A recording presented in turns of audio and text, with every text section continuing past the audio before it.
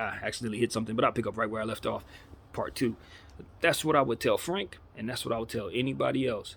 You're going to live and die with your team as is, unless you grow some cojones and make some moves quickly. Cut and dry. For those who were watching my last video, we're picking up right back from that same spot because I accidentally tapped it with my wrist. So, it's literally seconds later. And my thought is still on track. I just want the Los Angeles Lakers at this very moment to see the urgency in making moves right now. Don't wait. Don't sit back and say we got time. Bron doesn't have time. And I don't think AD's allegiance to this organization is going to be a situation where he's staying through losing efforts with a bad contract on tap, Russell Westbrook. I don't think I like AD and Russell Westbrook. I don't think, even if they chose to stay together and play together, I'm not confident that's a championship core. I'm not confident those are two players that can lead me through a young Western Conference. No. We need to be honest. LeBron James is what this is about. And if we can't utilize his tenure, then all of this goes up in smoke. And, it's worth it because we won a championship. I'm not going to sit up here and say I have regrets. But what I can say is you will continue to watch the players that we let walk out this door continue to develop and become the stars of this league. We're already seeing that happen now. It's not like they're going to get any worse. Those guys are going to continue to get better. The B.I.s, D'Angelo Russells, Alonzo Ball, Clarkson, and all of our players, even the guys that we didn't, keep, DeAndre Hunter, or guys we passed up on, because we wanted to be in this position. Josh Hart, these guys are all going to be better. And we're going to continue to watch it with our one single ring and a bunch of, first round exits? Think about it. What happened to us that first year? We didn't even make the playoffs that first year. Second year, won the championship. Third year, first round. This year, what is this? You better thank your lucky stars that the Miami Heat didn't have their full players in that bubble. Because if we didn't win that championship, this is an absolute utter failure. And Frank Vogel's riding hard and long on this dang 2020 championship. He's riding on that wave, boy. He is doing great off of that championship. But I will tell you this. He's getting way too much rope because of it. Way too much. And hey, look, take nothing away from that team. It was great. Everybody did their part there in the Laker lore. But that was then. This is now. And since then, it's been all kinds of bad. So, can't do nothing about everything, but we can do something about this coaching situation, this offense. We can do something about the types of players that we choose to play and win. We can do something about the types of shots that we're taking, the threes that we're taking as a team. We can't do nothing about this defense. I know a lot of people think we can, but we can't. This defense is going to suck no matter what. The only thing that can help us with this defense is if we get rid of Russell Westbrook and bring in defensive players. That is literally it. Everything else, we're going to be bad defensively. I'm letting people know that right here and now. So, let the defense go. Get better at offense. Focus on offense. Punt defense entirely if you have to. I'm talking Mike D'Antoni style. Because at the end of the day, our best defense is our offense this year. Now, trust you me, I hate that. I like defense a lot. I value defense, and I think defense wins championships. But I also don't think that, and I used this analogy yesterday, I don't think it really helps the 2001 Lakers if all they practice is Shaq shooting threes. You see what I'm saying? I don't think that helps. I think you got to play to your strengths, and I think you got to just kind of punch your weaknesses in this particular case, because you can try to get better at shooting a three, Shaq, but that does nothing for what it is that's your strengths that's going to help us win. It's kind of the same analogy here as it pertains to defense. We continue to practice defense. We can't execute defense. You can get as good as you want. You still can get scored on. Still out of personnel. So punt that. Focus on the strengths of all the players on this team, which is offense. Everybody on this team plays offense except for Dwight Howard. So focus on the offensive end, get better at that, more player movement, less jump shots, less three-point shots, and I think you can get the most out of this roster. Maybe you can, push yourself into a position to maybe have players raise their trade value so you can get the most out of them at the trade deadline. But right now, everybody's playing so poorly, nobody wants anybody on our team. And why would they?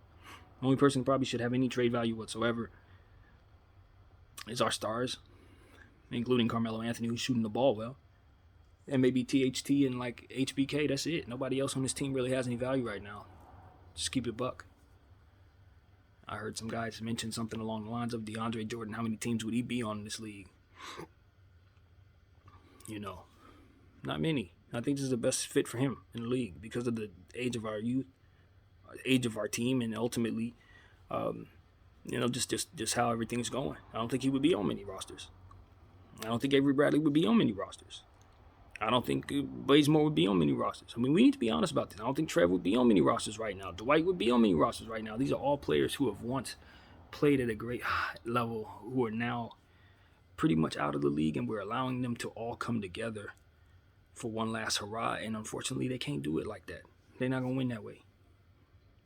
So, one thing I always question about LeBron James is the fits that he allowed himself to play with. The teams that he constructed. Everybody says he's a great GM. I think he made life hard for himself a lot more of the time than not. I think with the way that he played the game and as fluid as he would have fit into any system, I think he could have chosen better situations to be in for himself. I really do believe that. I think he chose Cleveland for sentimental reasons, not for basketball reasons. I think he chose the Lakers because they were a blank canvas, and I think the canvas that he puts together for this team has not been that great. Each and every year, it has not been a great fit. He's made some questionable decisions with his bigs, as he always has, because I never believed in that Tristan Thompson thing. I think that's one area that I can honestly say that we need to take a look at and say, we haven't done our job. Obviously, Anthony Davis don't count in that situation, but we've continued to bring bigs in that have not either been able to be good fits for the coach or just haven't been productive for us at all. Love JaVale McGee, love Dwight back in 2020, but we're talking about since more so. Drummond, Trez, we couldn't use them. Now DJ, Dwight again, this tenure ain't working out. We just don't have the right imagination for bigs, in my opinion. Either that or we're just not putting enough of an emphasis on that position. I felt like if we're going to bring in a third superstar, even though we could use another facilitator, if you're going to really give $120+ million to a player, it should probably be another AD type player.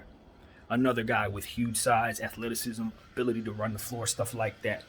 For a max guy, that would be what I would want the Lakers to do. Either that, or as we were looking at a Dame Lillard or John Morant type, that's who my max player is for this Laker team. Bradley Beal would have been a great guy to bring in that regard. Somebody who can carry the load on their own offensively, but also somebody who can,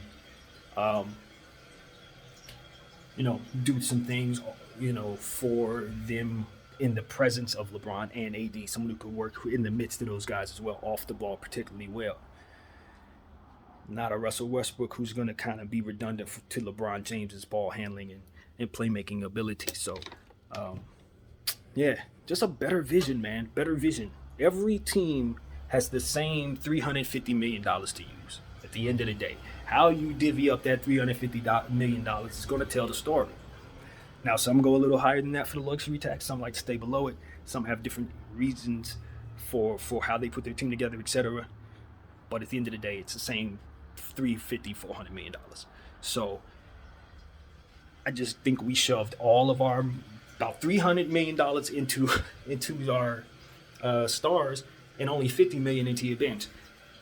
And that's the best way I know how to describe the circumstance. You want to take only probably 50% of your cap for the stars and the other 50 for your bench. And that's what most teams have done. And when you don't do it that way, you're too reliant on your stars. And if those stars don't match or don't mesh, you have what the Lakers are looking at right here. So I'm over it. I'm sure you're over it. And I just want my Los Angeles Lakers to come back around to 2 stars. 2 stars, real bench, real coaching, real offense, real defense, real opportunities. And know this: the Lakers won the championship with 2 max players, not 3. Our bench was better because we were able to keep all those guys like Caruso and you know everybody who was on the team, man. Everybody who played defense. And that's another thing: defense in our guard situation. We can't get away with non-defensive guards anymore. It's nice that you guys want offensive players. You definitely put an emphasis on shooting, but if those guys can't create for themselves, if those guys can't put themselves in a position to defend, some of the young guards in this league who basically run the league, then clearly you're going to be at a disadvantage every night, especially if you want to run small ball lineups, as to which AD is not an actual center. He's just tall. He's not a center. So, again, build this team properly, get us a fit that actually works, and you'll win a championship, or you'll have an opportunity to. Because you're not going to have a hard time building around AD and LeBron.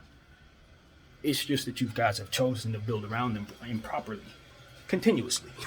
That's what's going on here. You ain't build around those guys right. And so on and so forth. So that's what I have to say. Sorry, this was a 2-parter, but it is what it is, man. Stop shooting so many threes, Lakers. Stop shooting so many threes. Get on the inside, man. Follow Russ. Lead in that regard. He's cutting down on his threes and he's driving. I think we need to all do that with the intent of finishing, because they're not going to blow the whistle.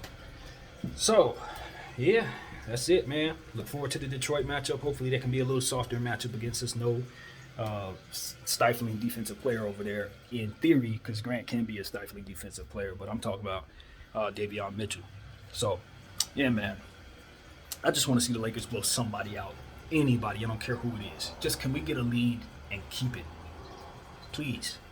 Because every game we've played in has either been overtime, close, or a loss. I don't remember any time in any Laker tenure, including the years when we were very bad, where that was the case. We always found a way to beat the heck out of somebody, even when we sucked horribly. This is the first season, so it's a lot of new lows.